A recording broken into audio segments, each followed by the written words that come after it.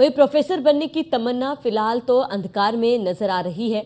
मंजिल सामने है मगर मुस्तकबिल दिखाई नहीं दे रहा।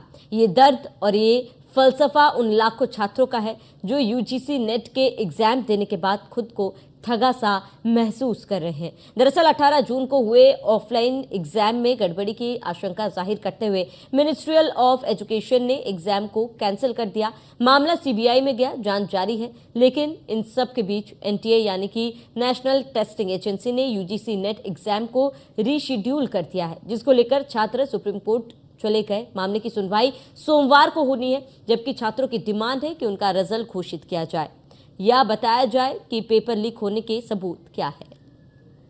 के बड़े रचनाकार मैथिली शरण गुप्त ने लिखा था कि शिक्षे तुम्हारा नाश हो तो नौकरी के हित है बनी।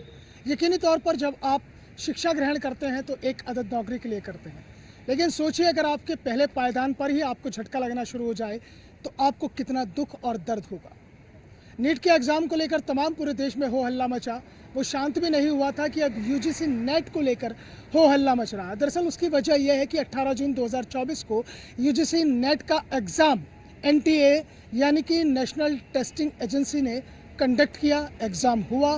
एग्ज़ाम होने के 24 घंटे बाद ही 19 जून को मिनिस्ट्री ऑफ एजुकेशन ने ये कहा कि हमें संभावना लग रही है, क्लियर नहीं थे। उन्होंने कहा कि हमें शक है कि ये एग्ज़ाम जो है इसमें कहीं ना कहीं कुछ गड़बड़ी है, पेपर लीक हुआ है, इस तरह की कुछ संभावनाएं जताई गई और मामला सीबीआई के हवाले हो गया। सीबीआई ने जो अपनी शुरुआती जांच की उसके बाद सीबीआई की ओर से एक बयान आया और ये दावा किया गया कि इसमें किसी तरह का कोई पेपर लीक नहीं हुआ है और जो एविडेंस दिए गए हैं, जो प्रूफ है, वो डॉक्टरेट है, फेक है, यानी कि उनका कोई औचित्य नहीं है। सीबीआई की इन्वेस्टिगेशन लगातार जारी है। इसी बीच एग्ज़ाम को फिर से रिशेड्यूल कर दिया गया और री एग्ज़ाम कराने के लिए 21 अगस्त से 4 सितंबर की तारीख तय कर दी गई और इस बार एग्ज़ाम ऑनलाइन होगा। लेकिन यहाँ सवाल इस बात का उठता है कि अगर सीबीआई की जांच जारी है और सीबीआई ने जो अपनी शुरुआती जांच में ये कहा है कि उन्हें ऐसा नहीं लगता है कि पेपर लीक हुआ है और कहीं कोई ठोस सबूत सामने आया है, तो ऐसे में सवाल ये है कि फिर री एग्ज़ाम क्यों कराया जा रहा है। री एग्ज़ाम को लेकर यूँ तो तकरीबन 9.5 लाख छात्र पूरे देश के अंदर प्रभावित हुए हैं, लेकिन उनका प्रतिनिधित्व करने के लिए कुछ छात्र हमारे साथ मौजूद हैं जिन्होंने बड़ी मेहनत करने के बाद, दिन रात पढ़ाई करने के बाद यूजीसी नेट का एग्ज़ाम दिया था। सोचा था कि एग्ज़ाम क्लियर होगा तो जेआरएफ और पीएचडी करने के बाद एक अदद नौकरी प्रोफेसर के तौर पर लग जाएगी, लेकिन अभी उनकी उम्मीदों को झटका लगा है। क्या उनकी डिमांड है, क्या उनकी मांग है, उनसे सीधा बात करते हैं।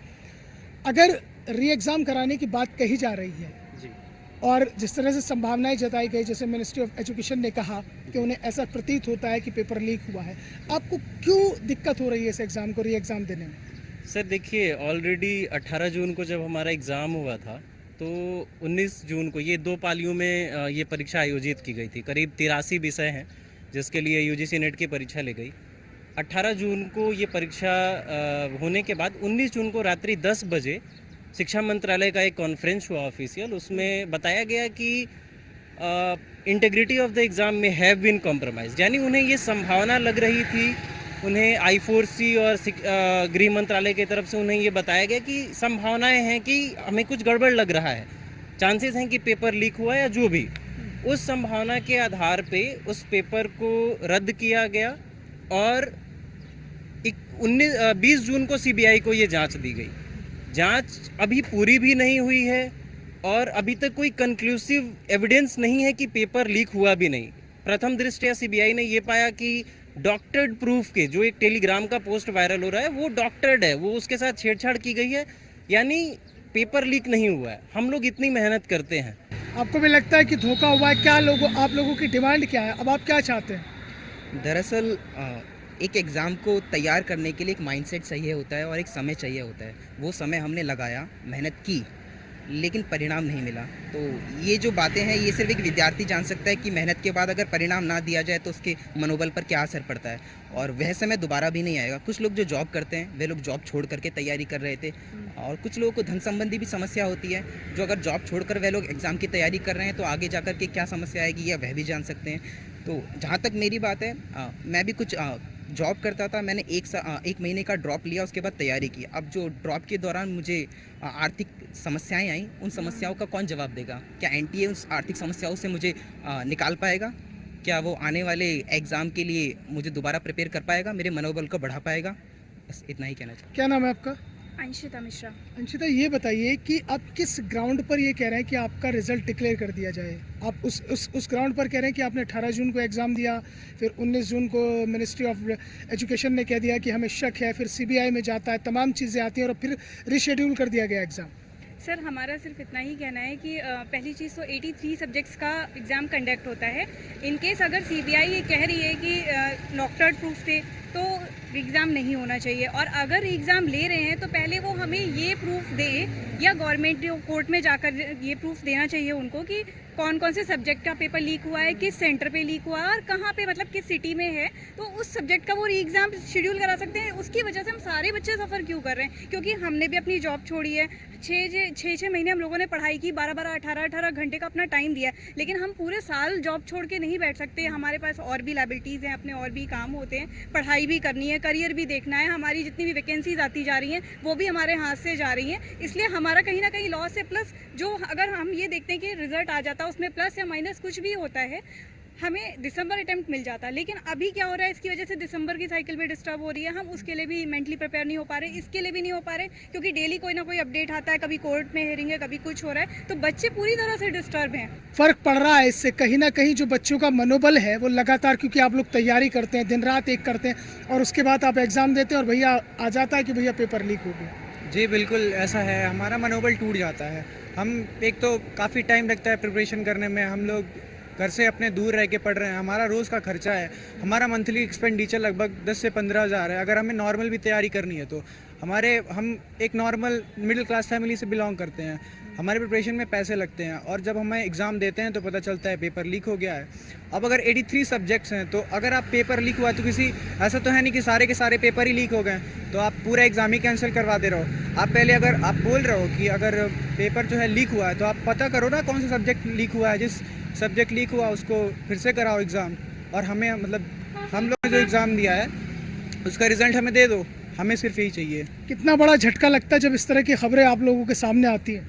सर, हमारा मनोबल टूट जाता है। सर, हमारा कुछ ऐसा डिमांड नहीं है सरकार से, हम ये चाहते हैं कि दोहरा बर्ताव हमारे साथ क्यों करा जा रहा है। हमारा पेपर एविडेंस भी नहीं है हमारे पास ना कि लीक हुआ है। हम उसके बिहाफ पे बोलना चाहते हैं कि आपके पास क्या सबूत है, ऐसे जो 83 सब्जेक्ट के पेपर लीक हो चुके हैं। आपके पास सबूत था नीट का, आपने उसको कैंसिल नहीं करा। बिना किसी सबूत के आप कैसे हमारा पेपर लीक कर सकते हैं? हमारा मनोबल, हमारी मेंटल जो कंडीशन है, आपको उस पर प्रभाव देखना चाहिए ना। क्या नाम है आपका? भूपेश कुमार। भूपेश, दोबारा एग्ज़ाम दे पाओगे? है इतनी mental level? Mental level sir देना पड़ेगा, लेकिन मेंटली प्रिपेयर नहीं हूँ, लेकिन देना पड़ेगा। वी हैव टू, क्या करें, देयर इज नो ऑप्शन। नहीं, आप लोग तो ये डिमांड कर रहे हैं ना कि भाई रिजल्ट डिक्लेयर कर दें आपका। रिजल्ट तो डिक्लेयर होना चाहिए और डिमांड भी यही, क्योंकि एफर्ट लगाए हैं, टाइम लगाया है, काफ़ी एफर्ट लगा डाले हैं और मोटिवेशन भी तो लो होता है, मोरल भी लो होते हैं, तो वी वांट रिजल्ट। दोनों ही चीज़ें जाती है, समय भी जाता है, पैसा भी जाता है और फिर करियर के ऊपर भी सवाल आ जाता है। हाँ वो तो है ही, मतलब दोनों चीज़ें स्ट्रेक पे लगी है, तो हम तो यही चाहते हैं कि रिजल्ट जैसे वो दिया जाए।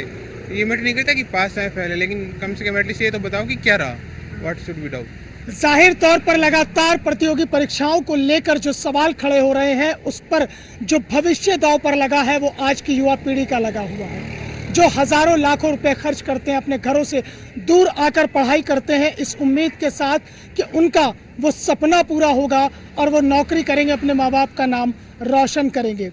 लेकिन इस तरह की संभावनाओं के बीच जब सपने टूटते हैं तो यकीनी तौर पर परेशानी बहुत बड़ी हो जाती है। अब डिमांड केवल इतनी है कि अगर पेपर लीक हुआ है तो उसके सबूत दिए जाएं और पेपर लीक नहीं हुआ है तो फिर रिजल्ट डिक्लेयर किया जाए। वीडियो जर्नलिस्ट मूलचंद चौहान के साथ मोहसिन खान, न्यूज़ 1 इंडिया, नोएडा।